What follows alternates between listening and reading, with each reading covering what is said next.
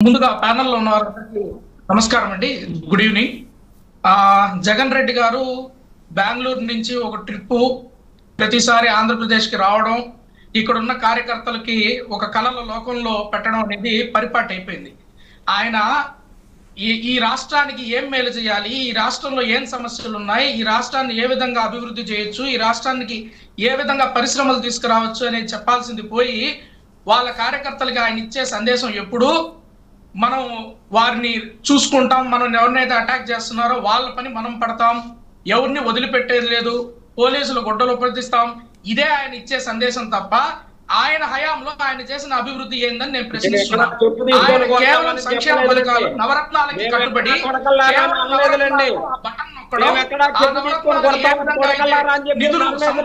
చిన్నప్రెడ్డి గారు మీరు మధ్యలో మాట్లాడకండి. చిన్నప్రెడ్డి గారు మధ్యలో మాట్లాడకండి. కంప్లీట్ చేయండి చిన్నప్రెడ్డి గారు. విందాం. నిధులు కేవలం వారికి ఓపిక లేదండి, వినే ఓపిక కూడా లేదు. ఆ నిధులు కేవలం సంక్షేమ పథకాలకి నవరత్నాలకి ఏ విధంగా సర్దాలో తప్ప అమరావతి అభివృద్ధి ఏనాడైనా 5 ఏళ్లుగా ఆయన పట్టించుకున్న దాఖలాలు ఉన్నాయా? అమరావతి రాజధాని పోతే పోయింది, ఇంకో 3 రాజధానులని ప్రజల్ని గందరగోళం చేసి ఆయన కన్ఫ్యూజన్ చేసుకుంటా పబ్బం గడుపుకుంటా 5 ఏళ్లు గడిపినాడు తప్ప ఆయన ఏ సమ్మిట్లకు పోయినాడు, ఏ ఇండస్ట్రియలిస్టులతో మాట్లాడినాడు, ఈ ఆంధ్రప్రదేశ్ గవర్నమెంట్ యొక్క విధి విధానాలు, ఇండస్ట్రీ పాలసీ, వాళ్ళకి ఇచ్చే పర్మిషన్స్ ఇవన్నీ ఏ విధంగా ఉన్నాయని ఏ రోజైనా ఆయన దృష్టి సారించిన దాఖలాలు ఉన్నాయా?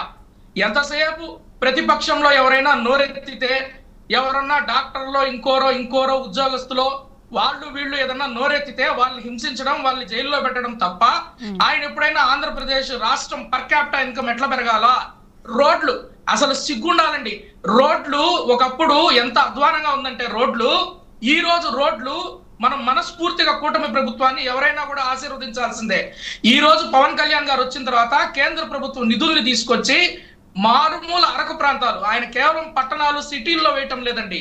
మనం గుర్తించాల్సిన విషయం ఏంటంటే పల్లె పట్టణాల్లో, గిరిజన ప్రాంతాల్లో, ఏజెన్సీ ప్రాంతాల్లో, తండాల్లో ఈ రోజు పవన్ కళ్యాణ్ గారు అక్కడ సెక్యూరిటీ ఇష్యూస్ ఉన్నాయన్నా, మావోయిస్ట్ కదయిక ఉన్నాయనుకున్నా ఎందుకు అక్కడికి వెళ్తున్నారంటే కేవలం ఇన్ని రోజులు వారు అంధకారంలో ఉన్నారు, ఇకనైనా వారికి కనీసం ఒక రకమైన రోడ్డు మార్గం అన్నా వేయాలని ఆయన ఎక్కడెక్కడ వెసులుబాటు ఉంటే అక్కడంతా నిధులు తీసుకొచ్చి రోడ్లు వేస్తా ఈ విధంగా కూటమి ప్రభుత్వం ఒకదానితో ఒకటి కేవలం సంక్షేమ పథకాలకే పరిమితమై నడుస్తున్న ప్రభుత్వం కాదండి ఇది. సంక్షేమ పథకాలతో పాటు అభివృద్ధి కూడా అవసరము.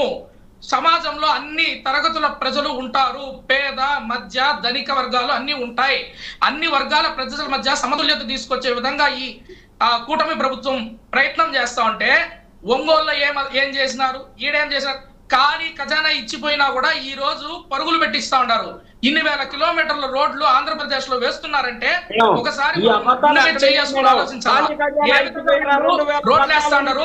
మనకు చేతగాని పని వీళ్ళు ఏ విధంగా చేస్తా ఉన్నారని మనం చూడాల్సింది పోయి ఇంకా చంద్రబాబు నాయుడు ఆయన ఏం చేస్తాడు, ఆయనకి ఏం తెలుసు, ఆయనకి తెలుసు, ఆయనకి అన్ని తెలుసు, అందరి బాగోగులు చూస్తాడు. మనం కేవలం విమర్శలు చేసుకుంటా బతికితే సరిపోదు, విమర్శలతో పాటు అభివృద్ధి వేయగలుగుతున్న రోడ్లు మిస్టర్ జగన్మోహన్ రెడ్డి గారు ఎందుకు వేయలేకపోయినారు? కేంద్ర ప్రభుత్వం దగ్గర పలుమార్లు పోయి ఆ నిధులు ఎందుకు తీసుకురాలేకపోయినారు? ఆ పని ఆ రోజు చేసుకుంటే ఈ రోజు గిరిజన తండాల్లో ఇంకా రోడ్లు లేకుండా ఎందుకు ఉంటుంది? ఈ ఇంకా కూడా ప్రతిపక్షాల మీద మనం ఏదో కూటమి మీద నెపం నెట్టేసి మనమేమీ చేయలేదు. కేవలం సంక్షేమ పథకాలు బటన్ నొక్కితే సరిపోదు సార్. దాంతో పాటు ప్రజలకు ఇదే సరిపోతా ఉంది.